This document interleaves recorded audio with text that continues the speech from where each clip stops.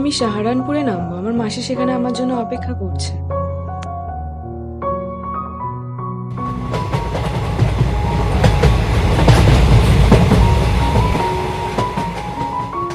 তুমি কি বলতে পারবে মেয়েটি তার চুলটা লম্বা রেখেছিল না ছোট রেখেছিল?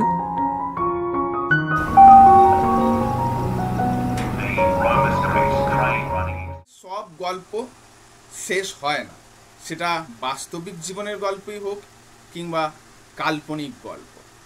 তো জিমি ভ্যালেন্টাইনকে যেমন তোমরা দেখেছিলে, সেখানে গল্পের শুরু হয়েছিল, প্রেমের শুরু হয়েছিল, একটা চোর পরিণত হয়েছিল প্রেমিকে। আইস হ্যাবিট গল্পটা হয়তো বা কোনো চোর প্রেমিকে রূপান্তরিত হচ্ছে না, বাট এখানেও ভালোবাসার একটা জার্নি দেখতে পাবো, এবং সেই জার্নিটাও অসমাপ্ত। অর্থাৎ সমস্ত ট্রেন যাত্রা করে কিন্তু গন্তব্যস্থলে পৌঁছায় না, কেউ কেউ গন্তব্যহীনভাবেও ঘুরে বেড়ায়। অর্থাৎ সব প্রেম বা সব ভালোবাসা পরিণতি পায় না। এই গল্প আমাদের সেটাই দেখিয়ে যাবে। কিছু গল্প বা কিছু প্রেম বা কিছু সম্পর্ক কিছুটা অস্তিত্বের বাইরে গিয়ে বিচার করতে হয়, অর্থাৎ তাকে পার্টিকুলার কোনো ডেফিনেশন বা পার্টিকুলার কোনো নেম দ্বারা কিন্তু অভিহিত করা যায় না। এখানেও দেখতে পাবো দুটি চরিত্র, সেই চরিত্র দুটোর মধ্যে পারস্পরিক সম্পর্কটাকে আমরা কোনো নাম দ্বারা অভিহিত করতে পারবো না। সম্পর্ক দুটোর মধ্যে একটা আকর্ষণ আছে, বাট আকর্ষণ থাকা মানেই সেখানে সম্পূর্ণরূপে তাদের মধ্যে মিলন ঘটতে হবে তার কোনো অর্থ নেই। গল্পটার মধ্যে পেয়েও না পাওয়ার একটা যন্ত্রণা আছে, সেটা ভালোবাসা হোক কিংবা অন্য কিছু হোক। এই গল্পটার মধ্যে দুটো যন্ত্রণার কথা আছে, এক ভালোবাসা পেয়ে না পাওয়া, আর এক এই ঈশ্বরের আশীর্বাদ না পাওয়া। ঈশ্বরের আশীর্বাদ কি না? দৃষ্টি, অর্থাৎ চোখে দেখতে পাওয়া। এখানে আমরা গল্পের যে মেন প্রোটাগনিস্ট বা প্রোটাগনিস্ট শুধুই বলা যায়, সেই প্রোটাগনিস্টকে দেখতে পাবো যে তিনি দেখতে পান না। অর্থাৎ আমরা সাধারণ মানুষেরা যারা খুব ভালোভাবে প্রকৃতিকে দেখতে পাই, তাদের কাছে কিন্তু এই পৃথিবীটা বড় মনোরম, বড় সুন্দর। কিন্তু যারা দেখতে পায় না, তাদের কাছে পৃথিবীটা কেমন, তাদের কাছে পৃথিবীটা কতটা সুন্দর তা কিন্তু আমরা কেউ ডেসক্রাইব করতে পারবো না। তারা তো সব সময় একটা কালো অন্ধকার পর্দার পেছনে থাকে। আমাদেরকে যদি একটা বদ্ধ ঘরে বা অন্ধকার পর্দায় আমাদেরকে যদি মুড়িয়ে দেওয়া হয়, তাহলে দুনিয়াটা কেমন লাগবে সেটা আমরা অনুভব করতে পারবো না। আর সেই রকমই কিছু আক্ষেপের সুর কিন্তু মাঝের মধ্যেই এই গল্পে ন্যারেটর বা গল্প যিনি পাঠ করছেন তার কথায় তোমরা পাবে। গল্প কি বা কি নিয়ে? গল্পের মেন থিম ভালোবাসা, যাত্রা এবং সেপারেশন বা বিচ্ছেদ।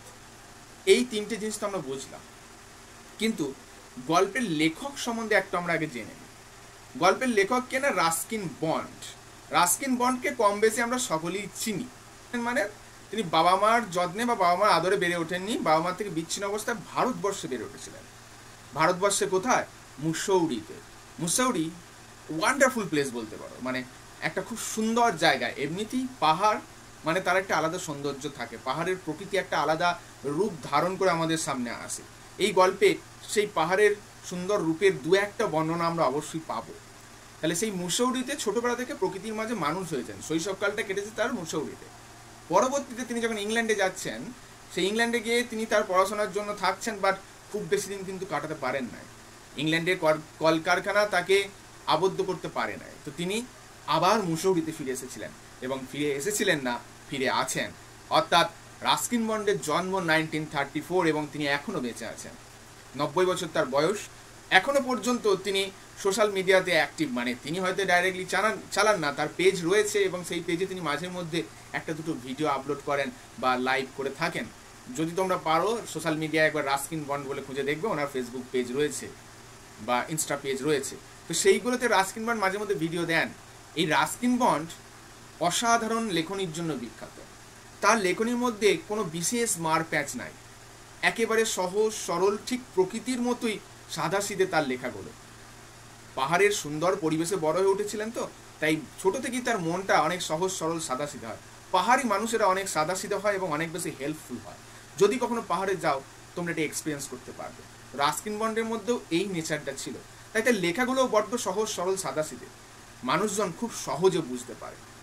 রাস্কিন বন্ডের লেখার মধ্যে প্রায়শই না বলতে গেলে প্রায় প্রত্যেকটাতেই কিন্তু তিনি পাহাড়ের পরিবেশের উল্লেখ করেছেন। বিশেষ করে তিনি যে জায়গায় থাকতেন বা আছেন, দ্যাট ইজ মুসৌরি, সেই মুসৌরির উল্লেখ বা মুসৌরির নিকটবর্তী বিভিন্ন এলাকার উল্লেখ কিন্তু তার লেখাতে বারবার ঘুরে ঘুরে আসবে।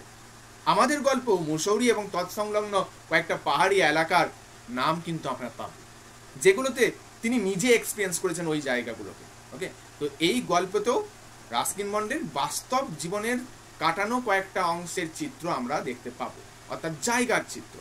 গল্পটা কাল্পনিক হতে পারে, বাট জায়গাগুলো কিন্তু কাল্পনিক নয় রাস্কিন বন্ডের গল্পে। এবার রাস্কিন বন্ড বড়দের জন্যই যে গল্প লিখতেন তা নয়, তিনি যেমন অ্যাডাল্টদের জন্য বা বড়দের জন্য গল্প লিখেছেন, ছোটদের জন্য অনেক কিছু লিখেছেন।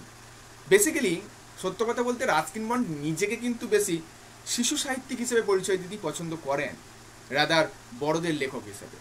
বড়দের লেখা তো অনেক কিছুই লিখেছেন, বাট তিনি নিজেকে শিশু সাহিত্যিক হিসেবে পরিচয় দিতে বেশি পছন্দ করেন। এটাই কিন্তু রাস্কিন বন্ড অন্যদের থেকে নিজেদেরকে আলাদা করে দিয়েছে। তার বিখ্যাত কতকগুলো গ্রন্থ রয়েছে, যেমন ধরো blue umbrella, room on the roof, এই সমস্ত বিভিন্ন রকম মেন আছে। তোমাদের বইটা একটু খোলো, দেখো বইয়ের উপরই কয়েকটা নাম দেওয়া আছে, হ্যাঁ, সেই নামগুলো একটু লক্ষ্য করো। দেখো, room on the roof, the angry river, rain on the mountains, এইগুলো তার বিখ্যাত সৃষ্টি। ওকে, এইবার আমরা আসবো আমাদের মেন গল্পে। মেন গল্প প্রথম থেকে শেষ পর্যন্ত খুব মনোযোগ সহকারে শুনবো। 2 দিন আমাদের টাইম লাগবে, 2টো ক্লাসে গল্পটা কমপ্লিট করব। অসাধারণ একটা গল্প, এবং গল্পে অবশ্যই কিছু না কিছু টুইস্ট আছেই আছে। খুব সহজ সরল গল্প, এবং একটা প্রেমের গল্প বা ভালোবাসার গল্প। মানুষ হয়ে জন্ম যখন আমরা নিয়েছি, শুধু মানুষ না, প্রাণযুক্ত হয়ে যখন আমরা জন্ম নিয়েছি, তখন প্রত্যেকের মনেই আমাদের প্রেম বা ভালোবাসা আছে। সেই প্রেম কখনো প্রকৃতির প্রতি হতে পারে, সেই প্রেম কখনো মানুষের প্রতি হতে পারে। তো এতদিন বিভিন্ন কবিতা পড়তে গিয়ে আমরা প্রকৃতির প্রতি আমাদের বা কবির প্রেমগুলো এগুলো আমরা পেয়েছি। যেমন ধরো ক্লাস 11-এ একটা কবিতা পড়েছিলে, আপন ওয়েস্টমিনস্টার ব্রিজ, সেইখানে দেখেছিলাম প্রকৃতির প্রতি উইলিয়াম ওয়ার্ডসওয়ার্থের একটা প্রেম রয়েছে। এখানেও প্রেমেরই গল্প, বাট এবার দুজন মানুষের প্রেমের গল্প। কিভাবে দুটো অজানা ব্যক্তির মধ্যে সম্পর্ক ধীরে ধীরে বেড়ে উঠতে পারে, আবার সেই সম্পর্ক ক্ষণিকের মধ্যেও দূরবর্তী অঞ্চলে চলে যেতে পারে। হয়তোবা সেই সম্পর্কটা আদৌ গড়েও ওঠেনি, একজন ভেবেছে গড়ে উঠেছে, অপরজন ভাবেনি এই সম্পর্কটাকে নিয়ে, এমনটাও হতে পারে এই গল্পটার মধ্যে। চলো এবার প্রত্যেকে একটু বইটা বের করবে এবং রিডিংটা ফলো করবে। ওকে, আমি স্ক্রিন বেশ। I had the 10 compartment to myself up to Rohana. আমার ট্রেনের কামরাটা ছিল রোহানা পর্যন্ত। এই রোহানা বাস্তবিক একটি জায়গা যার অস্তিত্ব বাস্তবে রয়েছে। তো এই রোহানার পর্যন্ত আমার ট্রেনের কামরাটি ছিল। এখানে প্রশ্ন হলো আমার, আই দিয়ে তোমাদের গল্প শুরু হচ্ছে, যেটা আমি আগেও বলেছি। যখনই এইভাবে গল্প শুরু হবে, তো তোমাকে বুঝে নিতে হবে গল্পটা সাবজেক্টিভ ফর্মে লেখা হয়েছে, অর্থাৎ ন্যারেটর নিজে এই জায়গায় প্রেজেন্ট রয়েছেন।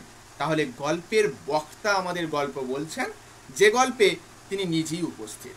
তাহলে বক্তা বলছেন ট্রেনের কম্পার্টমেন্টটা রোহানা পর্যন্ত আমারই ছিল, বা আমি একা ছিলাম সেই কম্পার্টমেন্টে।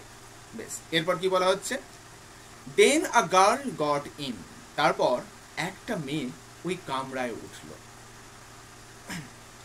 The couple who saw her off were probably her parents. মেয়েটা তো কামরায় উঠল, মেয়েটাকে ছাড়তে, স হার অফ মানে টেনে তুলে দিতে বা টেনে ছাড়তে মেয়েটিকে এসেছিল একটা কাপল বা দম্পতি। ওয়ার প্রবাবলি হার প্যারেন্টস, সম্ভবত তার পিতামাতা। এখন তুমি বা আমি যদি বাইরে থেকে দেখি যে কেউ এসেছে, তো স্বাভাবিকভাবে প্রথমে হয়তো আইডিয়া করতে পারবো না যে তারা তার পিতা বা মাতা কিনা, কারণ আমরা তো তাদেরকে চিনি না, অন্য কেউ হতে পারে। সেই কারণে লেখক প্রবাবেলি বলছেন। তবে প্রবাবেলিটা শুধুমাত্র যে এই কারণেই বলছেন তা নয়, আরও একটা কারণ আছে, সেটা একটু পরে পাবো। দেখো, আপাতত আমরা ভাবতে পারি অচেনা ব্যক্তি, তাই তিনি প্রবাবেলি বলছেন সম্ভবত। দে সিমড ভেরি অ্যাংসিয়াস, তাদেরকে অর্থাৎ ওই যে কাপল, তাদেরকে দেখে মনে হচ্ছিল তারা খুবই উদ্বিগ্ন। অ্যাংসিয়াস মানে উদ্বিগ্ন। অ্যাবাউট হার কমফোর্ট, অর্থাৎ ওই মেয়েটির আরামের বা স্বাচ্ছন্দ্যের বিষয়ে ওই কাপল অনেক বেশি উদ্বিগ্ন ছিল। And the woman gave the girl detailed instruction, এবং ওই কাপলদের মধ্যে যে মহিলাটি ছিল সে কি করছিল, ওই যে মেয়েটি যে ট্রেনে উঠেছে তাকে একেবারে পুঙ্খানুপুঙ্খ সমস্ত ইনস্ট্রাকশন, নির্দেশ দিচ্ছিল। কি নির্দেশ? As to where to keep her things, কোথায় তার জিনিসগুলো সে রাখবে, অর্থাৎ ব্যাগপত্র এগুলো সে কোথায় রাখবে। When not to Lin out of Windows, কখন সে জানলা দিয়ে লিন অর্থাৎ উকি ঝুঁকি দেবে না, মানে লিন মানে হচ্ছে কি উকি মারা, অর্থাৎ আমরা দেখো না বলি না বাচ্চা ছেলেদের এই জানলা দিয়ে উকি মারিস না, বাসে যখন যায় বা ট্রেনে তো নর্মালি আটকানো থাকে তো অতটা অসুবিধা হয় না, তো তবুও বাবা মা বলছে যে বাইরের দিকে বাবা একদম ঝুঁকো না, কখন কি চলে আসবে বলা তো যায় না। বেশ, আর কি বলছে? And how to avoid speaking two strangers, এবং কিভাবে অপরিচিত লোকদেরকে এড়িয়ে যেতে হয়, কারণ ট্রেন বাস এই সমস্ত জায়গায় অপরিচিত লোকদেরকে এড়িয়ে চলাই বেটার, কারণ কখন কিভাবে তারা আমাদের কনভিন্স করে আমাদের জিনিসপত্র চুরি করে নেয় বা আমাদের ক্ষয়ক্ষতি করে দেয় আমরা তা জানি না। নর্মালি তুমি যদি একা যাও, ধরো কালকে তুমি ট্রেনে জার্নি করে কোথায় একটা যাচ্ছ, তোমার পরিবারের লোক নিশ্চয়ই তোমাকেও এই কথাগুলিই বলবে যে বাবা জানলা দিয়ে বেশি ঝুঁকিস না, ব্যাগপত্রগুলো সঙ্গে রাখিস, তুমি গেলে আবার যদি চুরি হয়ে যায়, আবার বলবে দেখ যে যা দেবে হুটহাট করে খেয়ে নিস না, ওই অপরিচিত লোকেদের সঙ্গে যেখানে সেখানে মিশিস না, এই কথাগুলো তো নর্মালি বলবি। এবং এই কথাগুলো কারা বলবে? তোমার প্রিয়জন, তোমার পরিবারের লোক। হ্যাঁ, এবার সেটা তোমার বাবা মাও হতে পারে, আবার অন্য কেউ হতে পারে, বাট তোমার পরিবারের লোক হবে। দেখো এই কারণে প্রবাবেলি বলা হলো, সম্ভবত বাবা মা, লেখক শিওর নন, লেখক নয় বলছি, বক্তা ন্যারেটর শিওর নন। Okay, they called their goodbyes, তারা তাদের বিদায় জানালো। And the train pulled out of the station, এবং স্টেশন থেকে ট্রেন ছাড়ল। গল্পের জার্নি এখান থেকে শুরু হলো। ট্রেনের জার্নির সাথে সাথেই গল্পের জার্নি শুরু হলো, অর্থাৎ ট্রেন ছাড়লো, আমাদের গল্প শুরু হলো। As I was totally blind at the time, my eyes sensitive only to light and darkness. যেহেতু সেই সময়ে আমি ছিলাম সম্পূর্ণরূপে অন্ধ, তাহলে লেখক বা বক্তা অন্ধ, ন্যারেটর কি অন্ধ, তাহলে এটাও একটা কারণ ওই যে কাপল তাদেরকে প্রবাবেলি হার প্যারেন্টস বলার, সম্ভবত তার পিতামাতা, কারণ বক্তা বা ন্যারেটর নিজে দেখতেই পান না। তাহলে যেহেতু সেই মুহূর্তে আমি অন্ধ ছিলাম, আমার চোখগুলো কেবল সেন্সিটিভ ছিল, মানে কেবল অনুভব করতে পারছিল অনলি লাইট অ্যান্ড ডার্কনেস, আলো এবং অন্ধকারকে। এবার তোমাদের মনে হতে পারে যে এ তো অন্ধ, তাহলে আলো এবং অন্ধকারকে কিভাবে অনুভব করছে? দেখো আমরা এখানে কোথাও পাইনি যে আমাদের বক্তা জন্ম অন্ধ। অন্ধত্ব দু রকমের হয়, এক জন্ম অন্ধ, এক ঘটনাক্রমে অন্ধ হওয়া। হ্যাঁ, মানে কালক্রমে কোনো না কোনো কারণে হয়তো কেউ অন্ধ হয়ে যেতেই পারে, চোখের বিভিন্ন রোগের কারণে। তাহলে আমাদের বক্তা হয়তো বা জন্মসূত্রে অন্ধ নয়, এটাও হতে পারে। জন্মসূত্রে অন্ধ হলে তারা সেন্সিটিভ, মানে কোনটা আলো কোনটা অন্ধকার এতটুকু সেন্স করতে পারে না নর্মালি। এইবার তুমি যদি তোমার চোখটা বোঝো বা চোখটা বন্ধ করে থাকো, এমতো অবস্থায় ঘরে যদি লাইট জ্বলে, তোমার যতটা বেশি অন্ধকার লাগবে, আলোটাকে যদি আমি বন্ধ করে দিই তার থেকেও বেশি অন্ধকার তখন তুমি অনুভব করতে পারবে। তার মানে নিশ্চয়ই তোমার চোখটা বা তোমার চোখের মণিগুলো আলো এবং অন্ধকারে হালকা হলেও সেন্সিটিভ ছিল, যে কারণে একবার হালকা অন্ধকার আর একবার ঘোর অন্ধকার বুঝতে পারছো। নর্মালি আমরা দেখো সবাই বুঝতে পারবো এটা। তাই একইভাবে আমাদের ন্যারেটরের চোখেও কিন্তু যখন আলো পড়ছিল তখন তিনি বুঝতে পারছিলেন এখানটায় আলো আছে, আবার যখন অন্ধকার আসছিল তখন তিনি বুঝতে পারছিলেন এখানটা অন্ধকার আছে। তো লেখকের চোখ হালকা হলেও সেন্সিটিভ ছিল, কিন্তু দেখতে তিনি পেতেন না। কোথায় গেল? হ্যাঁ, I was unable to tell what the girl looked like, আমি অসমর্থ ছিলাম এটা বলতে মেয়েটিকে দেখতে কেমন। স্বাভাবিক ব্যাপার, লেখক মানে বক্তা তো বা ন্যারেটর তো দেখতে পান না, তো তিনি বলতে পারবেন কি করে মেয়েটি কেমন দেখতে। বাট কিন্তু I liked the sound of her voice, কিন্তু সরি আমি পেরিয়ে চলে গেছি। Unable to tell what the girl look like, but I knew, কিন্তু আমি জানতাম, সি ও স্লিপার্স, সে পরিধান করে আছে হাওয়াই চটি বা হাওয়াই চপ্পল। From the way they slapped against her heels, এবং লেখক বা বক্তা কিভাবে বুঝলেন?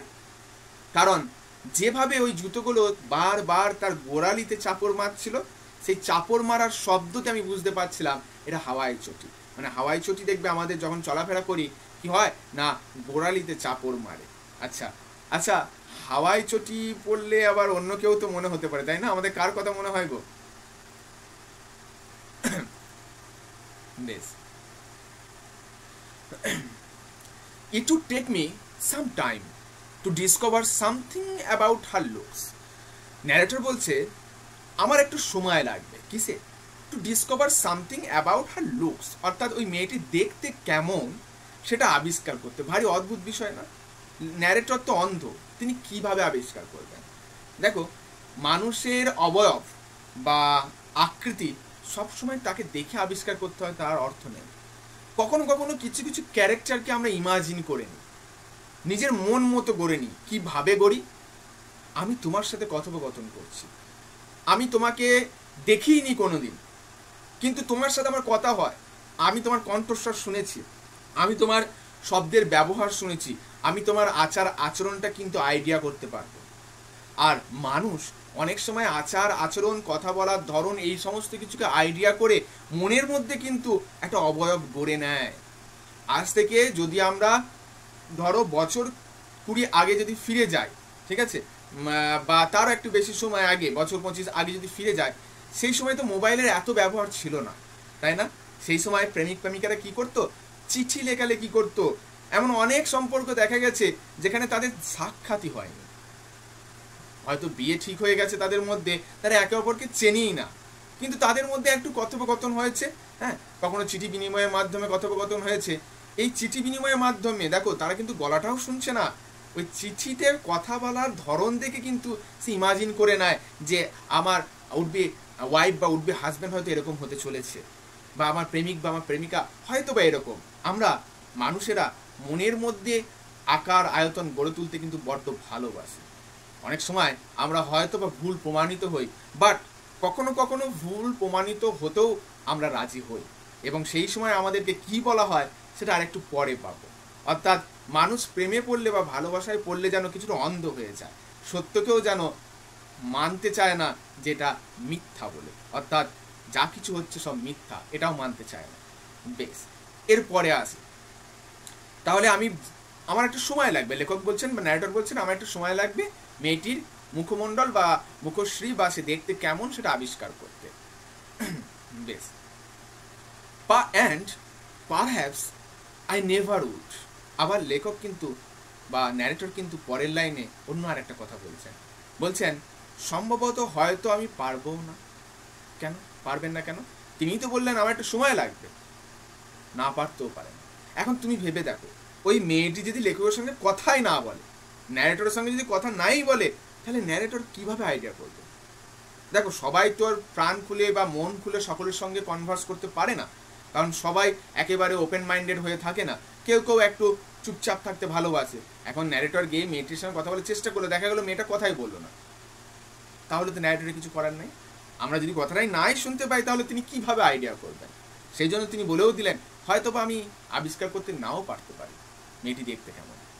বেশ, বাট কিন্তু I like the sound of her voice, কিন্তু আমার পছন্দ হয়েছিল মেয়েটির কণ্ঠস্বর, and even the sound of her slippers, এমনকি তার জুতোর শব্দটাও আমার পছন্দ হয়েছিল।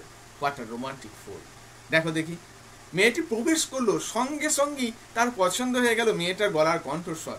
কণ্ঠস্বর পর্যন্ত আমরা মেনে নিচ্ছি বাবা, তারপরে তাই বলে জুতোর আওয়াজ পছন্দ হতে হবে? এটা বাড়াবাড়ি হয়ে গেল না, তাই না? সাউন্ড অফ ভয়েস মানা যায়, তাই বলে জুতোর আওয়াজ কি বলে? বেশ রোমান্টিক পার্সন, মানে বক্তা। আমি লেখকই বলে ফেলছি, যাই হোক ওটা তোমরা কনসিডার করে নিও। দেখো, বক্তা আমাদের কিন্তু খুবই রোমান্টিক পার্সন। দেখো, গলার কণ্ঠস্বর, অর্থাৎ মেয়েটির গলা কিন্তু খুব সুন্দর, এটুকু আমরা বুঝতে পারছি। সঙ্গে সঙ্গে জুতোর আওয়াজটাও কিন্তু তার অপূর্ব সুন্দর লাগছে। বেশ, এরপর কি হয় দেখি। লেখক এগিয়ে গেছে কথা বলতে। ছেলেরা তো যেটা নর্মাল বা ন্যাচারাল ইনস্টিংক্ট যেটা বলছে, ছেলেরা একটু সুযোগ পেলেই যেন ঝোপ বুঝে কোপ মারতে চায়। তাই আমাদের বক্তাও কিন্তু সেই ঝোপ বুঝে কোপ মারার যে টেন্ডেন্সি সেটা মিস করতে চাইছে না। সে গিয়ে কি বলছে, মানে বক্তা বা কি বলছে, are you going all the way to Dehra? আচ্ছা, আপনি কি সমস্ত যাত্রাপথ জুড়ে দেহরা যাচ্ছেন বা দেরা যাচ্ছেন? মানে দেরা, যেটা বর্তমানে দেরাদুন নামে পরিচিত। তাহলে গিয়ে জিজ্ঞেস করছে, আচ্ছা আপনি কি দেরাদুন যাচ্ছেন? আই আস্কড, আমি জিজ্ঞেস করলাম। কিরকম ব্যাপারটা? দেখবে ছেলেরা যাকে চেনে না, হ্যাঁ, যাকে আচ্ছা তোমার নাম এই না, আদপেও তাই নয়, হ্যাঁ, সে খুব ভালো করেই জানে যে মেয়েটির নাম এটি নয়, গিয়ে আজল সেজে জিজ্ঞেস করবে। কেন জিজ্ঞেস করবে? যেন মেয়েটি তাকে তার নামটা বলে দেয়। অনেক মেয়ে হলে বলবে দূর কি বকছো কি, যাও তো। আবার কেউ কেউ হয়তো অতটাও ভাবে না, 7-5 সাদাসিধে ভাই বলে না আমার নাম তো এই না, আমার নাম তো এই। কিন্তু সে তো মেয়েটি তা জানছে না, ছেলেটি মনে মার প্যাঁচ রয়েছে, সে জানতে চাইছে তোমার নামটা কি, অতটা হয়তো সে ভাবে না। কিন্তু ছেলেরা একটু স্মার্টনেস নিয়ে বলতে যায়, দেখো এই চ্যাপ্টার থেকে তোমরা কিন্তু একটা জিনিস শিখবে, ফ্ল্যাটারি ইজ অ্যান আর্ট। তোষামত একটা আর্ট, শিল্পকলা, সহজে সবাই পারে না। আমাদের ন্যারেটরের কাছ থেকে শিখে নাও, কাজে লাগবে তোমাদের। দেখো শেখো ভদ্রভাবে, সেই জন্যই তো এটা পড়েছি আমি বাড়িতে। ভদ্রভাবে কত স্মুথলি কাউকে ফ্ল্যাটারির মাধ্যমে প্রেইজ করা যায়। দেখো বেশ, এবার শুরু হচ্ছে সবে ফ্ল্যাটারি। গিয়ে জিজ্ঞেস করছে, আচ্ছা আপনি কি তাহলে সমস্ত যাত্রাপথ জুড়ে দেরাদুন যাচ্ছেন? আই মাস্ট হ্যাভ বিন, এই কথাটা বলার পর এখন উত্তর কি হবে না হবে জানি না, লেখক আরেকটা কথা বলছেন, narrator, I must have been sitting in a dark corner. আমি মনে হয় অবশ্যই একটা অন্ধকার কোণে বসেছিলাম। অর্থাৎ ট্রেনের কামরাটার অন্ধকার কোনো কোণে ন্যারেটর বলছেন আমি বসেছিলাম। বিকজ, কারণ মাই ভয়েস স্টার্টলড হার, তাকে ভয় পাইয়ে দিয়েছিল। লেখকের কথাটা যেই মেয়েটি শুনেছিল, মেয়েটি একটু ভয় পেয়ে গিয়েছিল। C gave a little exclamation and said, মানে মেয়েটা একটু ভয় পাওয়ার সুরে একটু হতচকিত হয়েছিল এবং বলেছিল, কি বলেছিল? I didn't know anyone else was here, আমি জানতামই না এখানে কেউ আছে। স্বাভাবিক ব্যাপার, একটা কামরায় ধরো তুমি উঠেছো, তুমি গিয়ে প্রথমে দেখলে কামরাটা খালি, তো প্রথম অবস্থায় তোমার মনে হবে কেউ নেই। এবার সেই কারণেই ন্যারেটর বলছেন হয়তো আমি কোনো অন্ধকার কোণে বসেছিলাম, আমাকে মেয়েটি দেখতে পায়নি। তাই মেয়েটি যখন প্রবেশ করছে সে তখন বলছে যে I didn't know anyone else was here, এখানে কেউ ছিল, মানে মেয়েটি বুঝতে পারেনি। চলো এইবার একটা কথা আমরা পাবো, এই কথাটার মধ্যে কিছু শ্লেষ বা কিছু আইরনি আছে, কথাটা গভীর অর্থ আছে। আমি বলেছিলাম যে এই গল্পে দুই ধরনের অপ্রাপ্তি আছে, এক ভালোবাসার অপ্রাপ্তি, দুই ঈশ্বরের আশীর্বাদের অপ্রাপ্তি। ঈশ্বরের আশীর্বাদ দৃষ্টি, চোখে দেখতে পাওয়া, তার অপ্রাপ্তি। এবং সেই কারণে লেখকের মনে বা ন্যারেটরের মনে একটা আক্ষেপ রয়েছে, সেই আক্ষেপটা প্রকাশ পাবে এখানে। খুব সুন্দর একটা কথা আছে, ওয়েল ইট অফেন হ্যাপেন্স, ঠিক আছে এমনটা প্রায়শই ঘটে থাকে, that people with good eyesight, লোকজন যাদের খুব সুন্দর দৃষ্টি আছে, ফেইল টু সি, তারা ব্যর্থ হয় দেখতে, what is right in front of them, তাদের চোখের সামনে কি রয়েছে। দে হ্যাভ টু মাচ, তাদের অনেক কিছু আছে, টু টেক ইন, গ্রহণ করার জন্য। আই সাপোজ, আমি মনে করি, whereas people who can not see or see very little, যেখানে যারা চোখে দেখতে পায় না অথবা খুব কম দেখে, have to take in only the essentials, তাদেরকে শুধুমাত্র এসেন্সিয়াল অর্থাৎ গুরুত্বপূর্ণ বা প্রয়োজনীয় জিনিসগুলি বেছে নিতে হয়। Whatever registers most tellingly on their remaining senses, যেটা তাদের বাদবাকি ইন্দ্রিয় দ্বারা তারা বুঝতে পারে। এই ব্যাপারটা কীরকম? ব্যাপারটা বলা হলো, দেখো লোকজন যাদের দৃষ্টি ভালো আছে তারা অধিকাংশ সময় না ব্যর্থ হয় তাদের চোখের সামনে কি আছে দেখতে। কতটা অদ্ভুত না? আমরা দেখতে পাই না আমাদের চোখের সামনে কি রয়েছে, দেখতে পাই না আমাদের চোখের সামনে গাছ রয়েছে, আমাদের চোখের সামনে অমুক রয়েছে, তমুক রয়েছে, সব রয়েছে না, আমরা দেখতে পাই না। অ্যাকচুয়ালি এখানে আরেকটা কথা বলা হলো, যাদের অনেক আছে তারা খুঁজে পায় না তারা কি নেবে। মানুষের প্রাচুর্য থাকলে না মানুষ প্রয়োজনীয়তা ভুলে যায়। প্রাচুর্য এবং প্রয়োজনীয়তা দুটোর মধ্যে তফাৎ আছে, একটা লাক্সারি আর একটা নেসেসিটি। মনে পড়ে একটা খুব কমন সিনেমার ডায়লগ, তোমরা হয়তো শুনেও থাকবে তাই না, যে বিরিয়ানি এবং ডাল ভাতের মধ্যে তফাৎটা বুঝতে শেখো। দ্বিতীয় পুরুষ, একদম নট দ্বিতীয় পুরুষ, ওটা আগে থেকে 22 শ্রাবণের ডায়লগ। কি না, বিরিয়ানি এবং ডাল ভাতের মধ্যে তফাৎটা করতে শেখো। এক্স্যাক্টলি, যাদের প্রচুর আছে তারা বিরিয়ানি ডাল ভাতে তফাৎ করতে জানে না। অর্থাৎ চোখের সামনে আমরা সব কিছু দেখতে পাচ্ছি, আমাদের চোখ আছে, ভগবান দৃষ্টি দিয়েছে, তাই আমরা অনেক সুন্দর জিনিসকে উপেক্ষা করে চাই, অনেক গুরুত্বপূর্ণ জিনিসকে উপেক্ষা করে চাই। আমাদের জীবনে এমন অনেক কিছু জিনিস আছে যেটা নেসেসারিই নয় বা প্রয়োজনীয়ই নয়, অথচ তাকে নিয়ে বা সেই জিনিসটাকে নিয়ে আমরা পড়ে থাকি। তোমরা বড় হয়েছো, টুয়েলভে পড়ছো, তাই তোমাদের সাথে একেবারে ডাইরেক্টলি যদি বলতে হয়, বলা যায় আমাদের জীবনে এমন অনেক মানুষ আছে যাদের পেছনে আমরা পড়ে থাকি, তাই তো? ভেবে নিই সেই আমাদের সব থেকে গুরুত্বপূর্ণ মানুষ, বাট হয়তো বা সে গুরুত্বপূর্ণ মানুষ নয়, এটাও তো হতে পারে, তেমনভাবে আমরা ভেবে দেখি না। আর চোখের সামনে যারা গুরুত্বপূর্ণ ছিল তাদেরকে আমরা গ্রহণ করিনি, এটাও হতে পারে।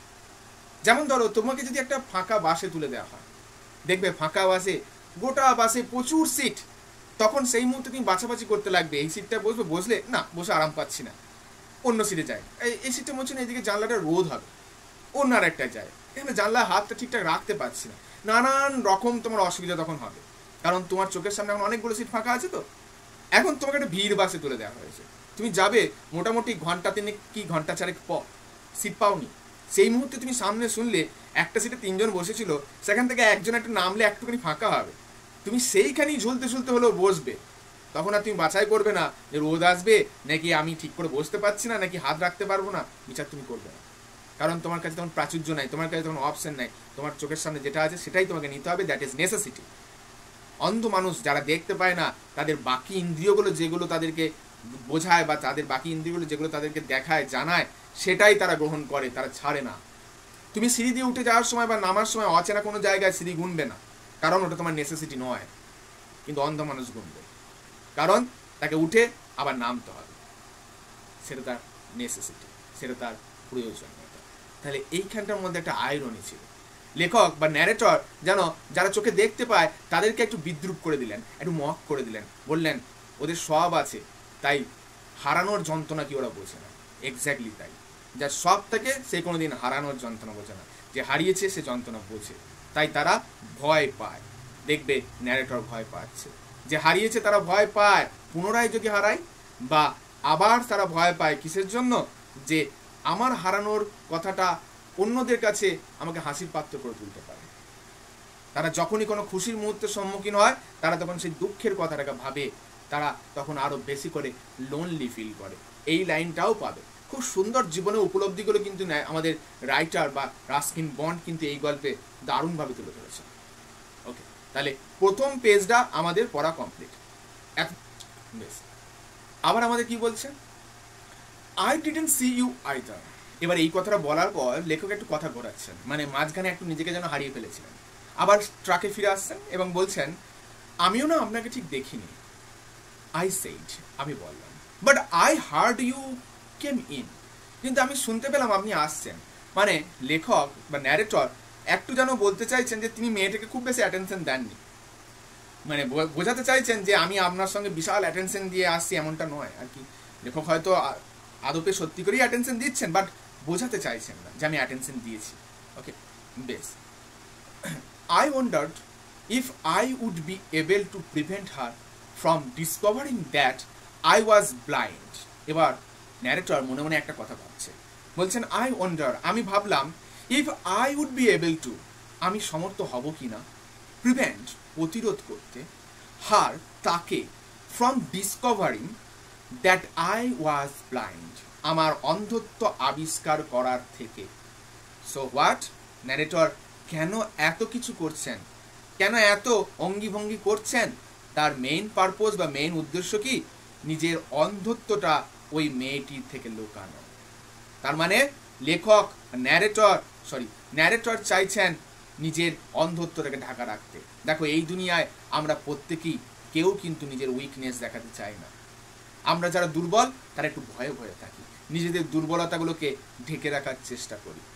কে জানে কখন কে আমাদের দুর্বলতা নিয়ে মস্করা করে বা হাসি ঠাট্টা করে। তোমার দুর্বলতা আরেকজনের হাসি ঠাট্টার কারণ হয়ে যেতেই পারে। তুমি হয়তো সেই জায়গায় দুর্বল, বাট তোমার দুর্বলতা অন্যরা বুঝবে না।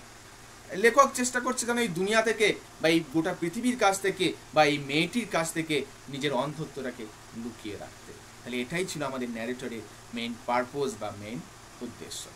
চলো, provided I keep to my seat, I thought it shouldn't be too difficult.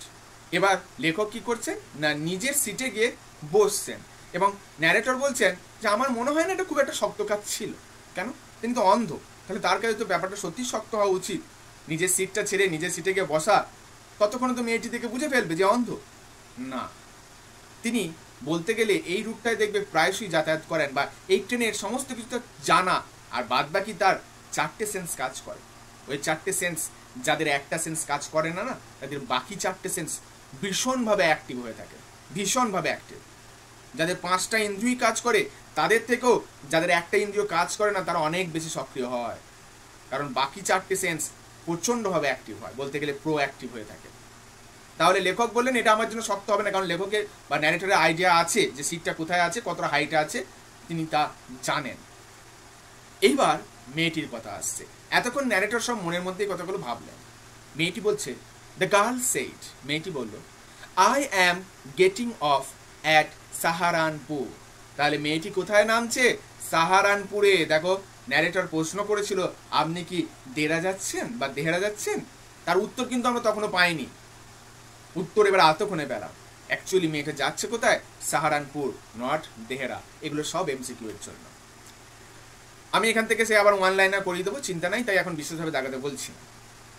My aunt is meeting me there. মেয়েটি বলছে আমার মাসি বা কাকিমা সেখানে আমার সঙ্গে সাক্ষাৎ করবে। তার মানে মেয়েটিকে নিতে তার মাসি বা কাকিমা কেউ একজন আসবে। নর্মালি এটাই হয়ে থাকে, তুমি যদি একা যাও তোমাকে স্টেশনে নিতে কেউ একজন আসে, এটা হয়ে থাকে, আমরা সবাই জানি। এবার লেখক আর একটু বা ন্যারেটর আর একটু মেয়েটি ক্লোজ হওয়ার চেষ্টা করছে। দেখো, কিছু কিছু জায়গায় আমরা নেগেটিভ কথা প্রয়োগ করি পজিটিভ রেসপন্স পাওয়ার জন্য। এটাই হচ্ছে ফ্ল্যাটারির আরেকটা আর্ট। ফ্ল্যাটারিতে শুধুমাত্র কাউকে পজিটিভ ওয়েতে তোষামত করলে হয় না, কখনো কখনো নেগেটিভ 2-4টে কথাও বলতে হয়। কেন? পজিটিভ রেসপন্স পাওয়ার জন্য। এবং নেগেটিভ কথা কেন বলতে হয় সেটা দেখতে পাবে পরে, আরেকটা লাইন আছে। চলো, এবার কথা বলা হচ্ছে, তখন আমাদের ন্যারেটর বলছেন, then I had better not get too familiar. তাহলে আমার মনে হয় আপনার সাথে খুব বেশি পরিচিত হয়ে লাভ নেই। আই রিপ্লাইড, আমি উত্তর দিলাম। কেন বলছেন এই কথাটা? পরে বলছেন, আনসার জেনারেলি বা ইউজুয়ালি ফর্মিডেবল ক্রিয়েচার। মাসিরা বা কাকিমারা সাধারণত একেবারে হিংস্র প্রাণী হয়ে থাকে, ভয়ানক প্রাণী হয়ে থাকে। মানে দেখো, লেখক একটু যেন হিউমার অর্থাৎ হাসি দিলেন, অর্থাৎ তিনি বললেন মেয়েটাকে, না বাবা আপনার সাথে বেশি পরিচয় করে লাভ নাই, কি দরকার, আমি যেটুকু জানি সাধারণত মাসিরা না খুব ভয়ানক প্রাণী হয়ে থাকেন। হ্যাঁ, এই ধরুন আপনার সাথে আমি কথা বলছি, এখন আপনার মাসি উঠলো, উঠে বললো, কি ব্যাপার তুমি আমার মেয়ের সাথে কথা বলছো কেন, তুমি তো ভালো মানুষ নও, আমাকে এখনই বাবু তুলোধনা করে ছেড়ে দেবে, কি দরকার, তার থেকে আপনার সাথে না মেশাই ভালো। এই যে কথাটা, আপনার সাথে না মেশাটাই ভালো, নেগেটিভ। বাট অ্যাকচুয়ালি এই কথাটার দ্বারা কিন্তু ন্যারেটর মেয়েটির আরো কাছাকাছি আসতে চাইছে।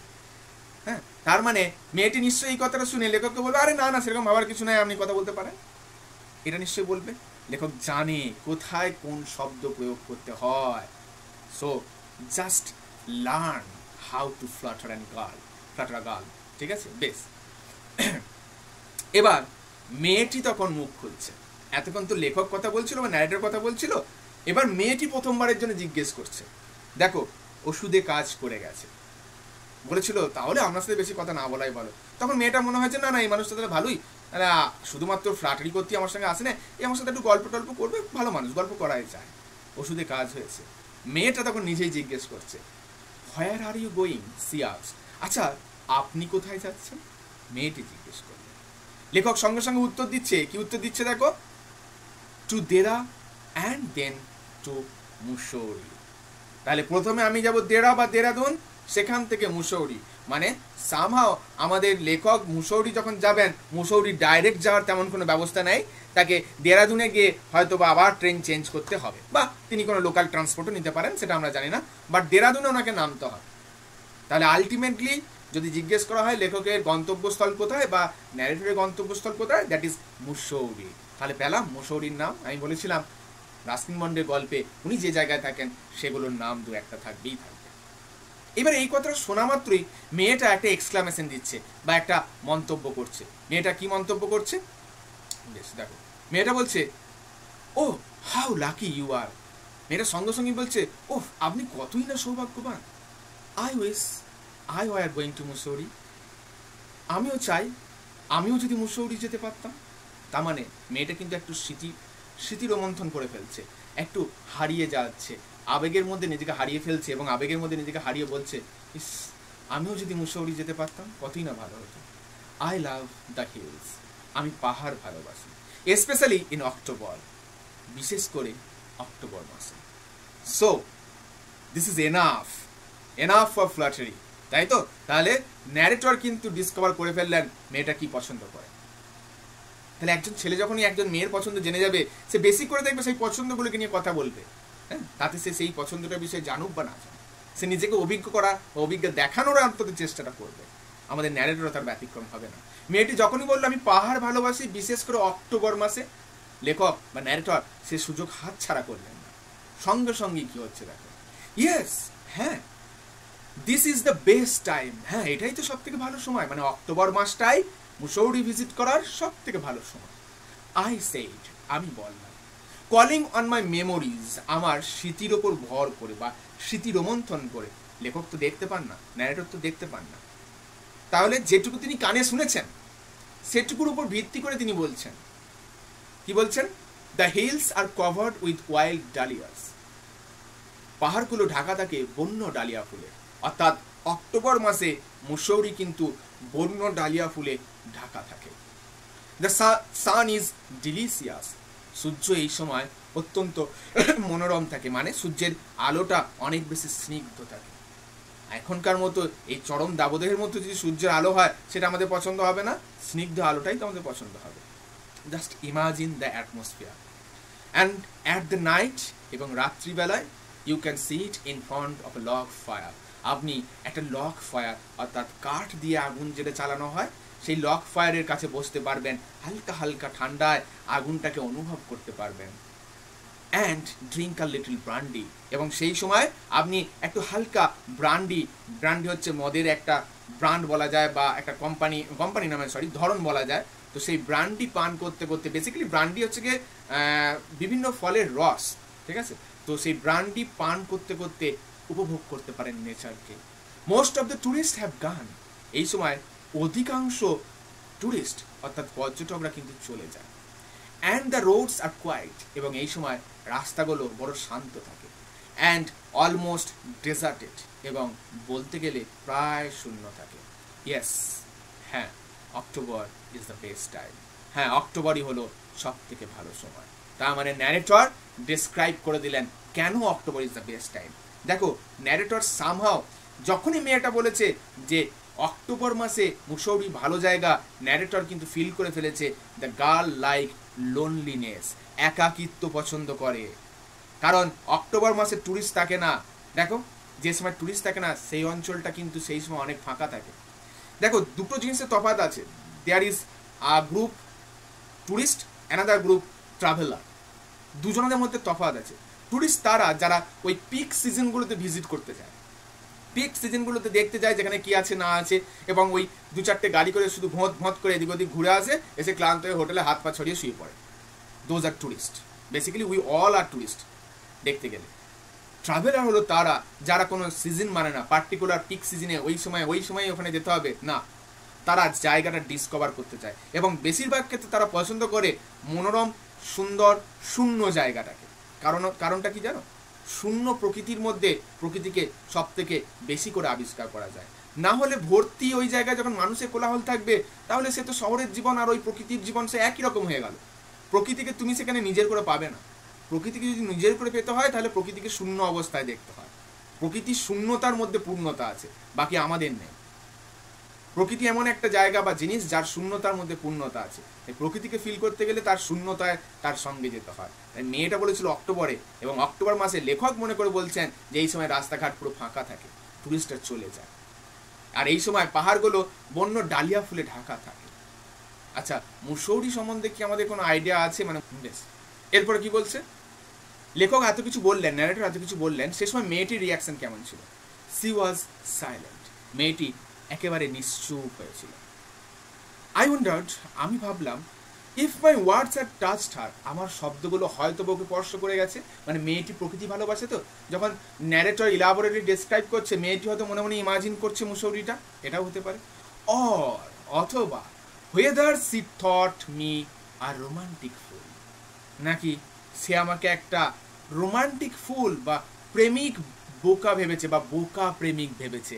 এক্স্যাক্টলি যেটা বলেছিলাম না, মানুষ প্রেমে পড়লে কি হয়? বোকা হয়ে যায়।